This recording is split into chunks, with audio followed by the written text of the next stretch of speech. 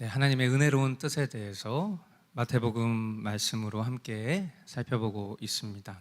이제 37번째 시간, 주님 살려주십시오 라는 제목의 말씀 가지고 마태복음 14장 22절부터 36절 말씀으로 하나님 말씀 선포하도록 하겠습니다.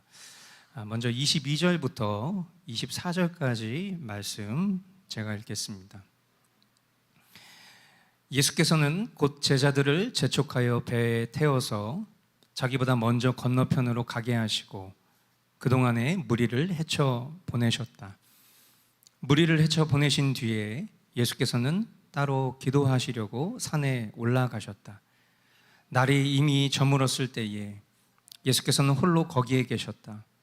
제자들이 탄 배는 그 사이에 이미 육지에서 멀리 떨어져 있었는데 풍랑에 몹시 시달리고 있었다.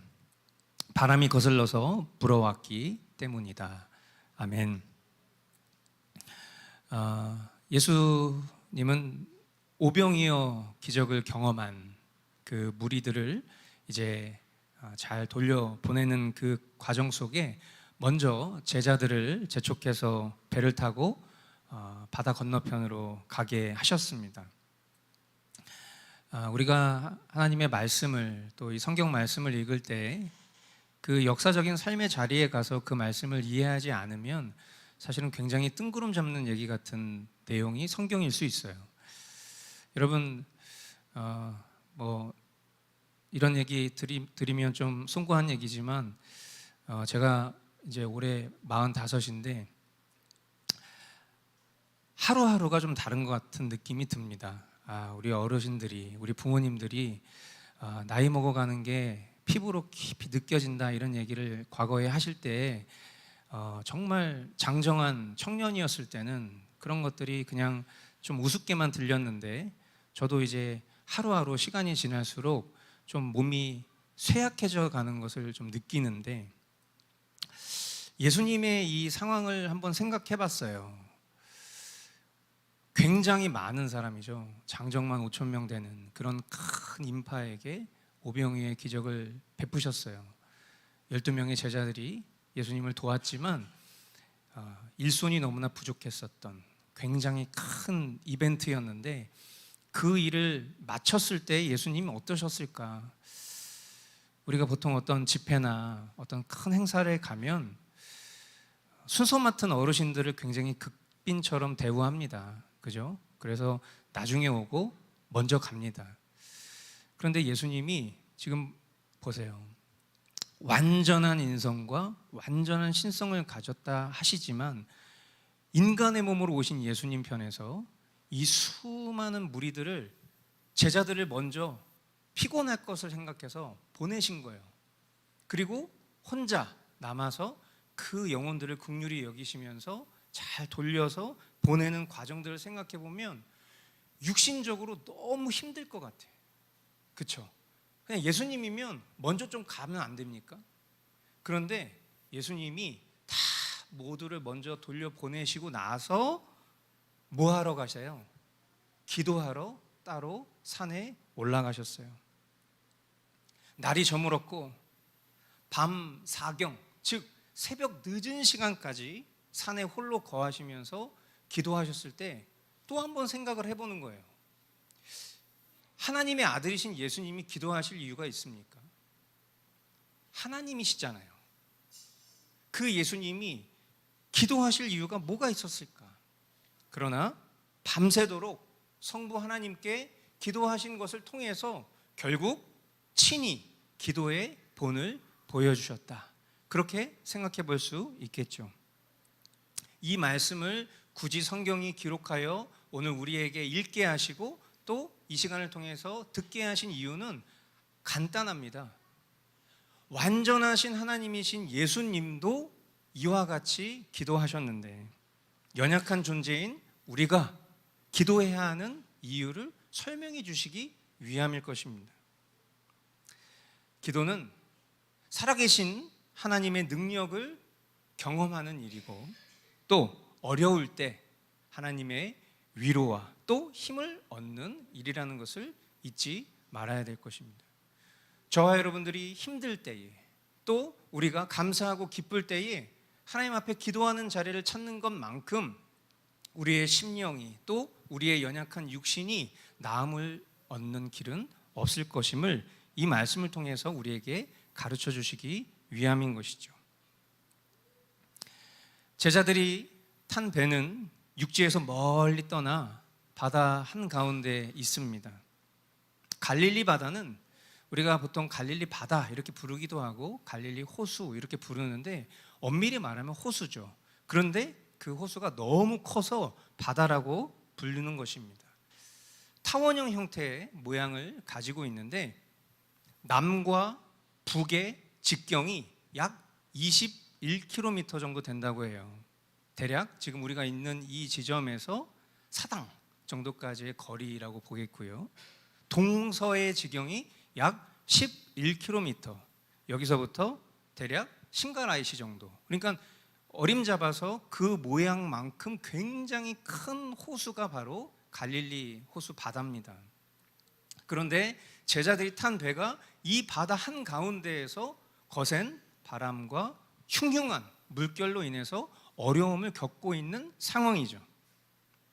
전날 떡 5개와 물고기 2마리로 여자와 아이들 외에 약 5,000명이나 먹게 하셨던 예수님의 놀라운 기적을 체험했던 제자들이 이 기적의 감격이 아직 생생히 남아 있었던 상태에서 어려움을 당한 것입니다. 우리는 보통 기쁜 일이 있잖아요.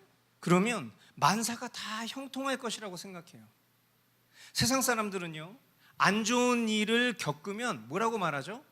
액땜했다 이렇게 말하면서 앞으로 다가올 운수 대통을 기대합니다. 그런데 성경은 우리에게 이렇게 말씀합니다. 전도서 7장 14절 말씀. 좋은 때에는 기뻐하고 어려운 때에는 생각하여라. 하나님은 좋은 때도 있게 하시고 나쁜 때도 있게 하신다. 그러기에 사람은 제 앞일을 알지 못한다. 아멘. 굉장히 좋은 일을 겪었어요. 그런데 이내 바다 한가운데에서 생명의 위협을 맞이할 이 제자들의 심정 가운데 과연 이들은 마음속에 어떤 생각을 했을까? 아마도 세상 사람들의 본성을 갖고 있는 우리 모두 역시도 이와 같은 처지에 놓였을 때 굉장히 허망하다는 생각을 할 겁니다. 아니, 너무 좋았잖아. 근데 죽게 생겼네. 그런 상황 속에서 오직 주님이 허락하신 이 상황을 통해서 더욱 믿음의 주 되신 주님만을 붙들게 하시는 복된 섭리의 과정이라는 것, 연약한 우리의 시선을 주님께로 향하게 하시는 완전한 섭리요 조치라는 것을 우리는 이 장면을 통해서 다시 한번 붙들어야 할 것입니다. 이어지는 말씀에 보면 이른 새벽에 예수께서 바다 위로 걸어서 제자들에게 가셨다. 제자들이 예수께서 바다 위로 걸어오시는 것을 보고 겁에 질려서 유령이다 하며 두려워서 소리를 질렀다. 예수께서 곧 그들에게 말씀하셨다. 안심하여라. 나다. 두려워하지 말아라. 아멘. 어려움을 당하고 있는 예수님이 바다 위로 황급히 걸어오신 것은 제자들을 사랑하는 예수님의 마음에서 비롯된 신성의 능력입니다. 여러분, 이 상황은 이런 거예요. 그냥 예수님이 느긋하게 바다 위를 걸어오신 게 아닙니다. 예수님 지금 어디 계시죠? 산에서 기도하고 계신 중이에요. 그런데 그 예수님이 바다 한가운데에서 어려움에 처한 그 제자들을 염려하셔서 그들을 사랑하시는 마음으로 신성의 능력을 발휘하셔서 바다 위로 지금 성큼성큼 그들을 안심시키기 위해서 걸어오셨다는 것입니다. 여러분, 이것은 결코 평범한 우리가 어렸을 때부터 신앙생활 하면서 익히 들었던 바다 위를 걸으신 그런 초능력을 발휘하는 예수님의 모습이 아니라 예수님은 굉장히 제자들을 위로하시고 격려하시고 그들을 안심시키기 위해서 굳이 발휘하시지 않아도 될 신성의 능력을 발휘하여서 걸어오고 계신 거예요. 그런데 여러분, 아무리 우리가 사랑하는 예수님이라도 예수님이 바다 위로 걸어오고 있는 것을 보면 유령이다, 귀신이다, 기절할 수도 있을 것 같아요. 너무 무섭지 않을까요? 생애 한 번도 본 적이 없는 초자연적인 모습을 보는 거예요. 그러니까 제자들의 반응은요, 뭐 믿음 없고 뭐 형편없고 그게 아니에요. 지극히 자연스러운, 어쩌면 당연한 그런 반응이었겠죠. 자기도 모르게 뛰쳐나온 거예요. 무서워, 귀신이야, 유령이야, 그냥 그런 표현들이 조건 반사적으로 나오게 된 거죠. 예수님이 이들을 향해서 뭐라고 말씀하십니까? 이 믿음 없는 녀석들아, 나야 나, 이렇게 말씀하시는 게 아니죠. 안심하여라, 나다, 두려워하지 말아라. 그런데 더 놀라운 것은 베드로가 이렇게 대답을 합니다. 28절로 32절 말씀, 베드로가 예수께 말하였다. 주님, 주님이시면 나더러 물 위로 걸어서 주님께로 오라고 명령하십시오. 예수께서 오너라 하고 말씀하셨다. 베드로는 배에서 내려 물 위로 걸어서 예수께로 갔다. 그러나 베드로는 거센 바람이 불어오는 것을 보고 무서움에 사로잡혀서 물에 빠져 들어가게 되었다. 그때 그는 주님 살려주십시오 하고 외쳤다. 예수께서 곧 손을 내밀어서 그를 붙잡고 말씀하셨다. 믿음이 적은 사람아, 왜 의심하였느냐? 그리고 그들이 함께 배에 오르니 바람이 그쳤다. 아멘. 베드로의 고백은 참으로 놀라운 믿음의 대답입니다. 상식적인 화답이라고 한다면 예수님의 신원을 확인하는 것에서 그쳤을 거예요. 하지만 베드로는 예수님의 신성과 인성을 믿었습니다.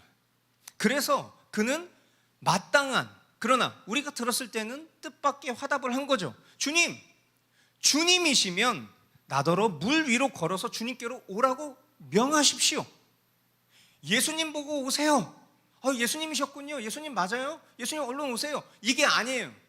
예수님을 보고 오시라고 함이 아니라 자신이 물 위로 걸어서 주님께로 나아갈 수 있도록 해달라고 요청을 하고 있는 것입니다. 믿음이 없이는 이와 같은 요청을 할 수 없었겠죠. 이 믿음의 요청을 통해서 베드로는 세상에 존재한 사람들 중 유일하게 물 위를 걸은 사람이 된 거예요. 베드로는 믿음이 있었고요, 또 그 믿음을 썼습니다. 그래서 불가능을 가능케 한 경험을 체험했어요. 그러나 그의 믿음이 상황과 환경을 보게 됩니다. 그리고 그의 믿음이 그 상황과 환경의 지배를 받게 됩니다. 그러자 어떻게 됩니까? 거센 바람이 불어오는 것에 두려움을 느낀 나머지 충분히 걸어서 예수님께 도달했었던 그 믿음이 온데간데 없이 사라지고 바다에 빠지게 됩니다. 그럼 어떻게 해야 될까요? 여러분이라면 이 상황에서 어떻게 하시겠습니까? 저는 베드로가 참으로 좋은 믿음의 표본을 보여줬다고 생각해요. 뭐냐면 그는 자신의 힘과 능력을 의존하지 않았어요. 물에 빠졌을 때 거기서 뭔가 살아나기 위해서 스스로 노력하지 않았습니다. 오히려 예수님을 향해 뭐라고 말해요? 살려달라고 외치는 거예요. 그런 그를 향해서 예수님의 말씀, 믿음이 적은 자요. 제가 이 성경을 읽을 때 이렇게 읽었습니다. 믿음이 적은 사람아, 왜 의심하였느냐? 이렇게 읽지 않았어요. 믿음이 적은 사람아, 왜 의심하였느냐? 이 어감의 차이를 느끼시겠습니까? 우리는 아마도 믿음이 적은 사람들아, 예수님이 이 믿음 적은 예수님을 이 베드로를 꾸짖고 나무라는 것으로 이 말씀을 많이 이해하고 있었을지 모르겠어요. 물론 그 해석도 저는 충분히 존중하고 맞다고 생각해요. 그러나 아무리 보아도, 이 전후 상황을 봐도 예수님이 말씀하신 이 믿음이 적은 자여는 호통치는 말씀이 아닙니다. 오히려 너 방금까지 너의 믿음을 발휘해서 지금 걸어왔잖아. 보다 나은 믿음의 발휘가 가능한 존재임을 깨닫게 하시려는 따뜻한 권면처럼 저는 들려요. 믿음이 적은 사람아, 왜 의심하였느냐? 너 방금까지도 왔잖아. 이처럼 우리 또한 믿음의 충만함을 경험하면서 살아갈 때도 있습니다. 그러나 연약한 믿음으로 상황과 환경의 지배를 받아 언제 그랬냐는 듯이 믿음을 발휘하지 못하는 순간들도 있잖아요.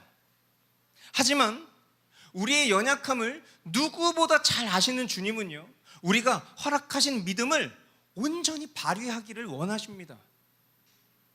그리고 상황과 환경의 지배를 받을 때 우리의 믿음이 연약하여 넘어지고 쓰러지는 그 상황 속에서 어떻게 하면 내 스스로, 내 주변에 있는 인프라로 이 상황을 돌파할 수 있을까를 바라보는 것이 아니라 주님, 살려주십시오 라고 주님을 의뢰하는 심령을 주님은 기뻐하실 거예요. 이것이 바로 주님과의 인격적인 관계이기 때문입니다. 그리고 이 인격적인 관계가 분명한 이들은 명백한 신앙 고백을 할 수밖에 없겠죠. 33절로 36절, 배 안에 있던 사람들은 그에게 무릎을 꿇고 말하였다. 선생님은 참으로 하나님의 아들이십니다. 그들은 바다를 건너가서 게네사렛 땅에 이르렀다. 그곳 사람들이 예수를 알아보고 주위의 온 지방으로 사람을 보내어 병자를 모두 그에게 데려왔다. 그들은 예수께 그의 옷을만이라도 손을 대게 해달라고 간청하였다.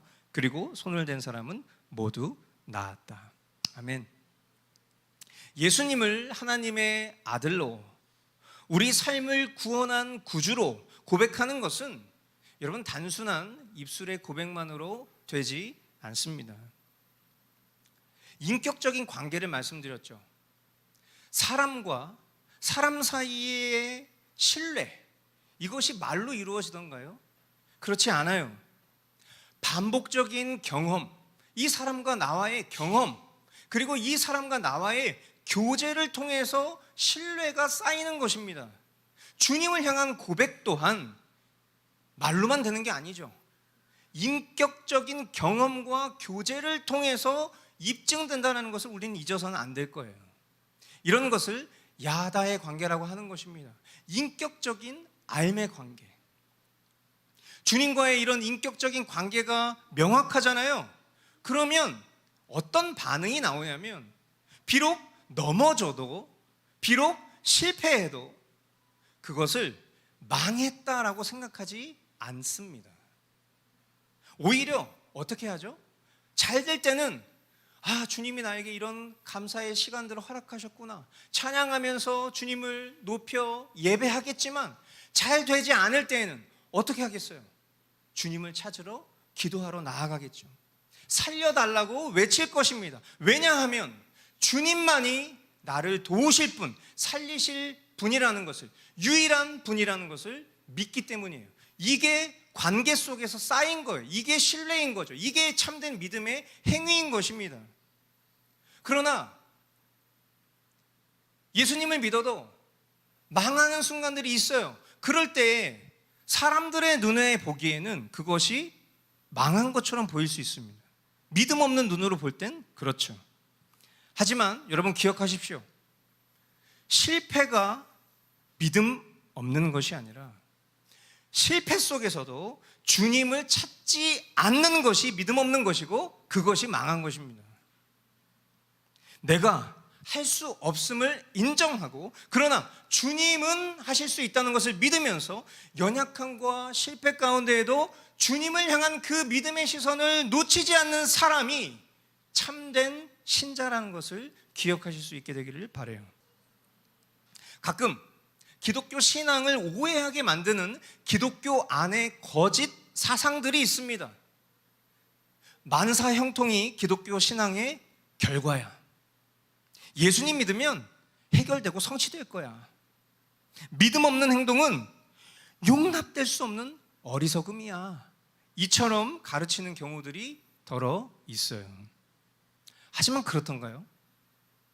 예수님 믿었더니 여러분 정말 잘 됩니까? 만사가 다 형통합니까?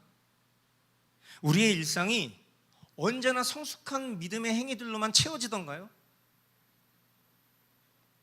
예수님이 물에 빠진 베드로를 향해서 마냥 따뜻한 권면하신 것이 아니라 정말 그 어조 하나의 차이로 이 믿음이 없는 자요, 만약 이렇게 책망하신 것이었다면 베드로는 믿음에 있어서 낙오자요, 제자의 자격이 없으며 예수님은 오로지 믿음 좋은 이들만의 주님이요 구주이실 것입니다. 그러나 본문을 통해 보여주신 예수님의 동선을 보십시오. 예수님은 세례 요한의 죽음이 가져다 둔 그 슬픔 가운데에도 얼마나 슬퍼. 그런데 그 예수님의 슬픔과는 상관없이, 그것을 아는지 모르는지 나랑 상관없잖아, 예수님 기적을 베풀어 주세요, 수많은 사람들이 몰려들었습니다. 얼마나 꼴보기 싫겠냐고요. 지난주에 나눴잖아요. 그런데 그런 이들을 향해서도 예수님은 기독교 사건에 전무후무한 오병이어 사건을 베풀어 주셨죠. 예수님의 동선을 보시라고요. 그리고 군중들을 만나러 지쳤을 제자들을 먼저 군중보다 보내시고 자신은 피곤한 육신을 이끌고 그들을 다 배웅하신 후에 또 거친 풍랑에 두려움에 빠져 있는 그 제자들을 위해서 마치 위험에 처한 자녀를 보살피듯 벗은 발을 다 재차하고 나아가는 그런 열심으로 신성의 능력을 발휘해서 바다 위로 걸어오신 예수님이에요. 또한 마치 넘어진 어린 자녀를 위해서 일어나, 너 충분히 더 잘할 수 있어 라고 말씀하시듯 믿음이 적은 사람아 왜 의심하였느냐, 믿음을 돋우시는 그런 모습 속에서 기독교 신앙은 결코 인간의 번영과 영화에 초점이 맞춰져 있지 않다라는 것을 깨닫게 되는 것입니다. 우리는 지난주 우리를 용서하신 하나님 사랑의 원동력을 뭐라고 말했죠? 긍휼함이라고 말했어요. 저와 여러분을 용서하신 그 하나님 사랑의 원동력이 바로 긍휼함이라고 배웠습니다. 그리고 우리가 지난 수요 경건회를 통해서 그런 하나님 앞에서 우리 본연의 지위가 무엇인가를 표현하면서 은혜 입은 벌레, 은혜 입은 지렁이, 이런 표현을 통해서 확인했더랬죠. 주중에 저희 자녀들과 교제하다가 제가 이런 질문을 했어요.